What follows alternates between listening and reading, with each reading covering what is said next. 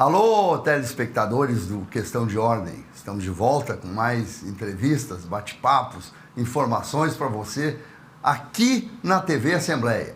Hoje nós temos uma personalidade do mundo jurídico nos prestigiando com a sua presença. Dr. Nelson Canedo é um dos maiores especialistas em direito eleitoral de Rondônia e da região norte. Seu nome é conhecido nos meios do direito pela sequência de vitórias que ele tem tido junto à Justiça Eleitoral.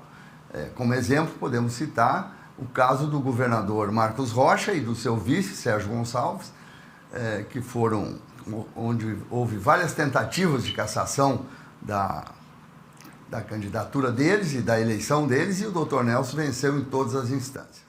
Bem-vindo, Dr. Nelson, é um prazer tê-lo aqui. Sérgio, obrigado. É uma honra estar aqui na TV Assembleia, dividindo um pouco da nossa história, do nosso conhecimento nessa área tão intrigante que é a área do direito eleitoral. Afinal de contas, nós estamos inseridos aí num processo que, de fato, afeta de forma direta as cidades, Como, por exemplo, escolher bons gestores, como escolher bons parlamentares. Afinal de contas, o nosso dia a dia depende deles. É nossa rua, que depende deles, com bom asfalto, uma boa drenagem, é nosso bairro com iluminação, entendeu? Enfim, todos os aspectos que giram em torno do bem-estar da sociedade têm tudo a ver com o direito eleitoral e mais ainda com as eleições. Dr. Nelson, a sua fama o precede, mas vamos começar pelo começo. Conta um pouco da sua história, por que o senhor escolheu o direito e por que o senhor escolheu se especializar em direito eleitoral? Foi uma história bem interessante, Sérgio. Já no meu primeiro ano de formado, isso em 2005, eu fui direcionado para uma campanha de governador. Até então, não conhecia nada de direito eleitoral. Estava recém-formado, mas tive essa honra de participar. E foi amor à primeira vista. Quando acabou a eleição de 2006, na eleição de governo, no ano seguinte, em 2007, já fiz a especialização e resolvi, então, ter esse direcionamento da minha carreira. No caso, advogar exclusivamente na área de direito eleitoral. E na época, muitos amigos meus, muitos advogados me achavam louco, Porque, cara, como é que você vai trabalhar só nas eleições? Você vai passar fome, vai trabalhar de 2 em 2 anos. Eu digo, não tem problema, mas eu vou estar fazendo algo que de fato eu amo, que de fato eu gosto. E de lá para cá, graças a Deus, deu certo. Nós estamos de forma ininterrupta de 2006 para cá fazendo todas as principais campanhas de governo, de prefeitura de capital. Já tivemos a honra de participar também de uma eleição de presidente da República. Isso aí traz conhecimento e a gente resolveu, Sérgio, através dessa nossa experiência adquirida nesses quase 20 anos, advogando nessa seara eleitoral, compartilhá-lo por intermédio da rede social. E tem sido assim uma experiência incrível, fazê-lo por intermédio da rede social Instagram. Nós vamos entrar um pouquinho depois nesse assunto, com mais detalhes, mas eu queria que o senhor comentasse com a gente, doutor Nelson, assim, algum caso muito complexo que todo mundo dizia que não tinha saída e que o senhor venceu. Claro, sem dar os nomes dos personagens, o senhor lembra de um caso, olha, esse aqui não tem solução e o senhor conseguiu vencer, e se o senhor puder dizer qual foi a estratégia que o senhor usou? Teve vários, porque Esse caso do governador era sintomático, Porque a oposição dizia que eram favas contadas, Foi um processo, assim, da minha carreira inteira que a gente, de fato, sofreu uma pressão e está sofrendo uma pressão muito grande, Seja de parte da mídia, ou etc., porque davam como certo a cassação e na nossa visão jurídica não tinha elementos ali, não tinha base probatória para fim de haver a cassação. E estamos falando também de algo que pertence a um Estado. Então, é um mandatário, caso cassado, irá afetar toda a vida administrativa da população que aqui mora. Então, tem que ser realmente algo grave, algo provado e de fato, não houve essa prova. Logicamente que o recurso ainda está ali na última instância, mas a tendência ali, pelo menos já houve parecer do Ministério Público Federal, é de manutenção, então, dos mandatos eletivos. Mas a causa mais difícil da minha carreira, por incrível que pareça, não foi do governador, foi de um vereador. De um vereador? De um vereador. Foi a causa mais difícil. Eleição 2012, aqui em Porto Velho, teve um vereador que houve, então, uma suposta infiltração na campanha dele, pela polícia. Filmaram uma suposta reunião, né, em que supostamente ele teria oferecido brindes, né, bens para esses alunos, né, de uma determinada faculdade. Houve a prisão em flagrante, né, então supostamente tinha toda ali uma prova robusta para prendê-lo, para caçá-lo, né, e assim aconteceu. Houve a prisão, né, em seguida houve as ações de cassação. Esse vereador foi o mais votado aqui da capital na época, mesmo assim ele não assumiu, né, e nós assumimos então a defesa dele. Todos falaram que é impossível. Que não tinha jeito, não, é prisão em flagrante, né, a polícia estava ali, toda a investigação, ok. Só que quando a gente teve acesso aos autos, nós percebemos que houve, de fato, um flagrante preparado, que a gente chama. Ou seja, todo um circo armado, né, para justamente tentar induzir, ou tentar não, nesse caso, conseguir induzir, então, esse candidato a vereador a praticar aquela conduta. Em primeiro grau, no caso, houve condenação pela Justiça Eleitoral em primeiro grau, recorremos ao TSE, ao TRE. No TRE aqui de Rondônia, tivemos dos 7 votos, 2 votos favoráveis à nossa tese de flagrante preparado, e na última instância, no caso o TSE, conseguimos a reversão à unanimidade de votos. Foi uma votação linda, né? Na época o relator foi o ministro Henrique Neves, né, com um voto brilhante, né, e no caso ele falou que não tinha visto na carreira dele uma hipótese tão latente ali de um flagrante preparado, né, e com isso esse vereador, quase 2 anos após, tomou posse, né, como vereador, porque foi afastado da cassação. Em seguida seguiu a carreira política dele, foi presidente da Câmara por 2 mandatos, enfim, e hoje ainda é vereador. Mas olha só. Realmente foi o caso assim mais... É o chamado milagre jurídico. Doutor Nelson, o senhor agora está fazendo incursões pelo mundo das redes sociais. Por que o senhor decidiu isso e o que o senhor está sentindo dessa experiência? Eu era completamente avesso, Sérgio, à rede social. Eu não tinha rede social, nada, nem Instagram, nem Facebook, nada. Eu focava a minha atividade tão somente no escritório. Tinha alguns contratos em outros estados, mas eram poucos, né? Então, a minha esposa, que ela investe bastante também em rede social, ela foi coordenadora do curso de Direito, faz mentorias, vende cursos, etc. Ela sempre me incentivou bastante. E falou, é um novo mercado que está aberto na sua porta. E na tua área, que é uma área que tem muito poucos especialistas na área, com a experiência que você tem quase 20 anos, né, nessa área, e toda a campanha você está trabalhando, então seria assim, uma porta muito aberta para você trocar experiência com o teu público e de vender cursos também, por que não? Entendeu? Então foi algo que realmente eu pensei bastante, né, e decidi, tá aí o Fernando, né, que acompanha a gente desde o começo, né, a empresa que acompanha a gente, e decidi há 1 ano e 3 meses atrás, então, abrir a minha conta do Instagram. Justamente compartilhar esse conhecimento, deu muito certo. Então, temos aí 1 ano de Instagram e já temos ali quase 20 mil seguidores. Temos vídeos ali que já alcançaram mais de 12 milhões de acessos, entendeu? Então, toda semana a gente está postando vídeo, postando conteúdo, compartilhando de fato o conhecimento que a gente adquiriu nesses anos. E é muito bacana essa troca de experiência. Eu preciso lhe perguntar, o senhor está ensinando a legislação eleitoral. Isso não tira a sua chance de ter novos clientes? Não, ao contrário. Porque você cria o que a gente chama na rede social? Reputação. De pessoas que até então não te conheciam. Por exemplo, eu estou fazendo campanhas de prefeitos da Bahia. Eu estou mentorando campanhas de prefeito de São Paulo, prefeitos do Paraná, prefeito do interior do Amazonas, entendeu? Então, isso lhe traz reputação.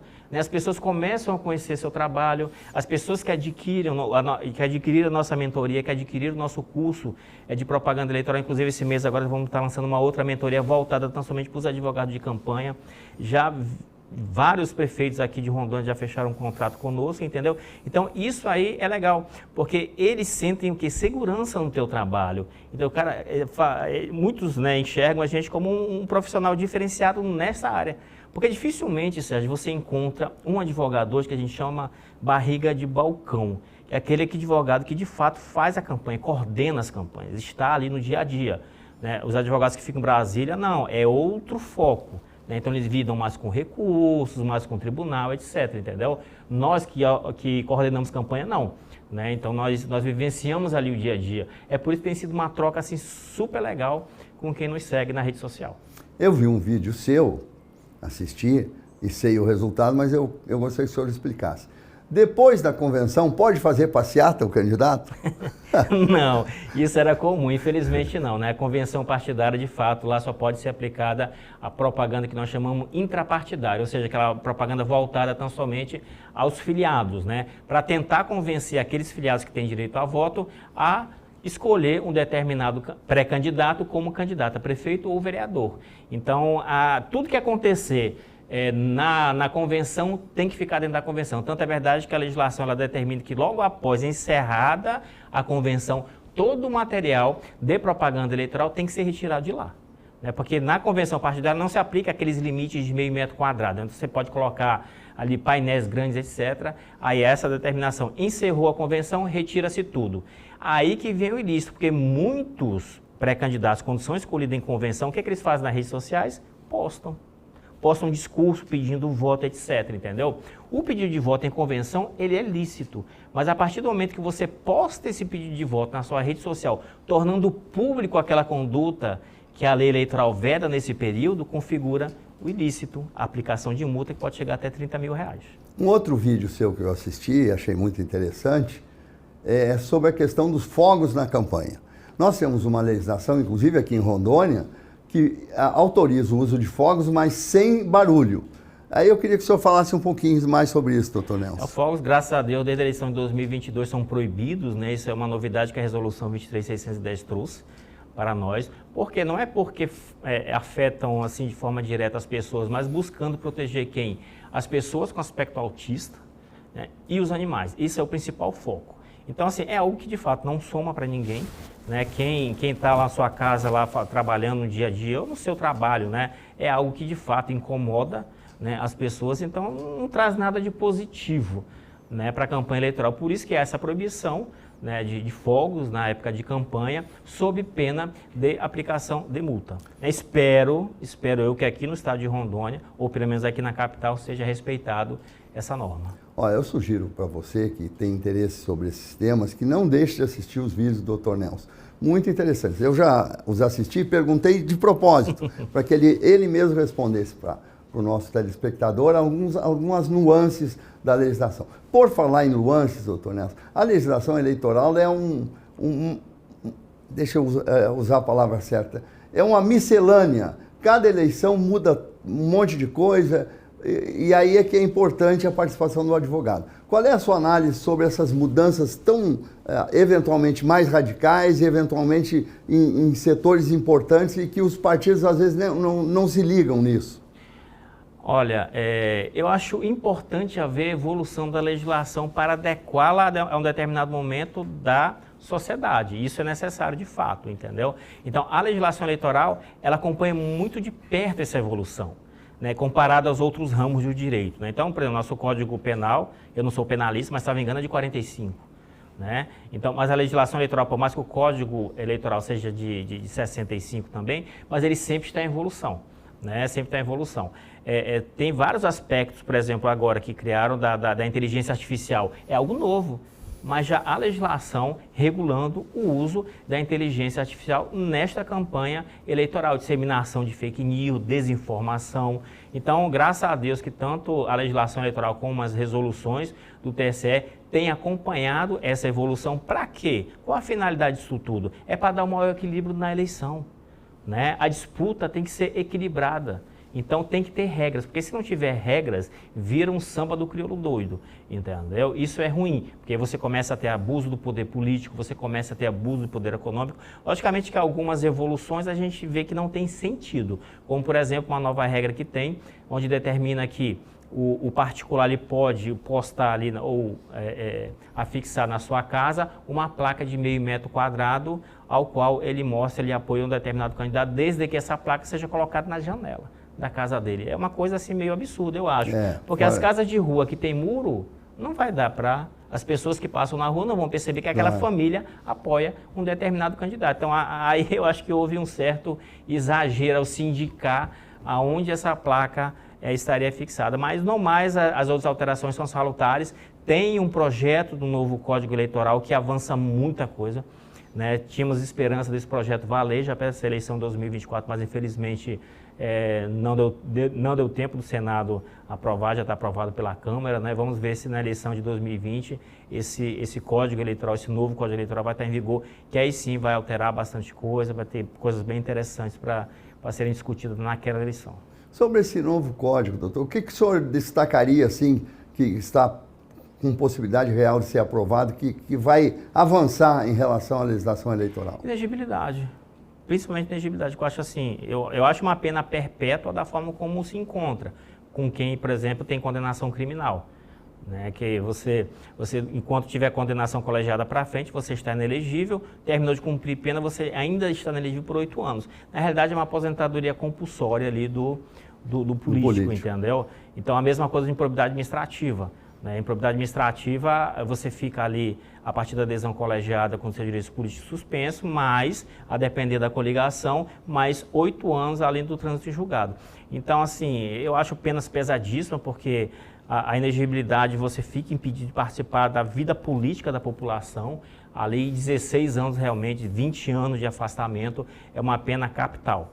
Né? Na minha concepção, quem tem que decidir se aquele político é apto ou não, né, seria a população. Então, na minha concepção, estão dando um remédio errado para a doença. Né? Então, acho que a régua é uma só, como de fato esse novo projeto do Código Eleitoral está trazendo, a elegibilidade é uma só, o prazo é um só para todas as hipóteses e pronto. Cumpriu ali a pena, acabou. Se lança candidato posteriormente, a população que decida se aquele candidato está apto ou não a voltar para a vida pública. O advogado, nessa área eleitoral, ele tem que viver praticamente eternamente numa faculdade, porque cada mudança de lei tem que começar do zero os estudos. O senhor sai uma nova lei eleitoral. Quanto tempo o senhor demora para dominá-la, doutor Canete? É tempo, não é numa leitura apenas que a gente vai dominar. Logicamente tem regras simples ali que Claro. você compreende lá de imediato. Mas algumas não, como são novidades, você tem que desenvolver teses, entendeu? Principalmente quando você vai propor uma ação ou fazer algum tipo de defesa. Então é algo que de fato demanda pesquisa, etc. O advogado eleitoralista, mais do que os outros, e eu não estou querendo, né, falar que o advogado eleitoral ele está num patamar acima, não é isso, mas mais do que os outros, ele tem sim que se dedicar aos estudos. Atualizado. Porque 12 em 2 anos está mudando a regra, não adianta. E outra, se você não se atualizar, que a gente fala, né, se você não souber a legislação ali na massa do sangue, entendeu? Você atrasa toda uma campanha. Por que isso? Digamos que lá tá lá um contratado da campanha, parado no meio da rua, atrapalhando o trânsito, colocando as bandeiras no canteiro central. Ele liga para você, doutor, qual a distância que tem que ter uma bandeira da outra? Você não pode falar para ele, peraí que eu vou dar uma pesquisada aqui, amanhã eu te falo. O cara está parado, está esperando uma solução do jurídico. Então você tem que saber, e a resposta é na hora. E a resposta que você der, a responsabilidade de quem? É do jurídico. Então tem que ser resposta com base na sua experiência, com base na legislação. Por quê? Porque campanha eleitoral, ela é rápida. É 45 dias, Sérgio, 50 dias no máximo, entendeu? Então o jurídico jamais pode travar uma campanha eleitoral.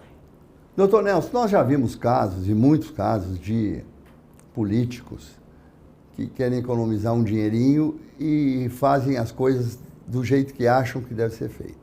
Lá na frente eles estão ferrados. Que conselho o senhor daria para quem quer ser candidato, nesse contexto? Isso acontece muito, principalmente para quem é candidato a prefeito, né? Então nós verificamos algumas campanhas de capital, algumas campanhas de cidades grandes, entendeu? Que eles não dão a mínima importância à contratação de um jurídico experiente, um jurídico que tem ali um certo conhecimento, entendeu? E o que nós verificamos, isso aí é quase uma ciência exata, é quase como se fosse 2 mais 2 é 4, que ao final da campanha, essa pessoa que não dedicou ali de contratar bons profissionais não chega. Ou se chega capenga, entendeu? Isso normalmente acontece. E se chega, depois pode perder o mandato? Chega capenga, entendeu? Não adianta, entendeu? Lá na frente, e quantas histórias tem de prefeitos cassados? Não é algo isolado. Está aí o TSE com várias eleições suplementares. Se você for pegar a resolução do TSE para ver quantas eleições suplementares foram feitas só na eleição de 2024, é coisa absurda. Doutor Nelson, se dependesse desse modesto jornalista, nós ficaríamos 4 horas falando aqui, porque o senhor realmente é um bom papo e nos ensina muito. Temos mais 30 segundos para o senhor dizer o que o senhor gostaria de dizer aos nossos telespectadores. Eu gostaria que o eleitor, eu estou direcionando mais aos eleitores, né? que votassem de forma correta, que verificassem quem são os candidatos aptos ali, verificar a história de vida dos seus candidatos, seja candidato a prefeito, seja candidato a vereador, porque são pessoas que vão de fato afetar a sua vida, como eu falei no começo da entrevista, né? Então procurem escolher pessoas capacitadas, né? Pessoas que você vê que têm boas propostas para justamente tentar melhorar a qualidade de vida da nossa população. Olha, eu agradeço muito, Dr. Nelson Canedo, um dos nomes mais respeitados no meio do direito eleitoral de toda a região norte, não é só de Rondônia. E em algumas regiões do Brasil, como ele falou, ele está atuando também. Foi um prazer, nós temos certeza que vocês aí de casa gostaram. E daqui a pouco nós voltamos com mais uma edição do Questão de Ordem aqui na TV Assembleia.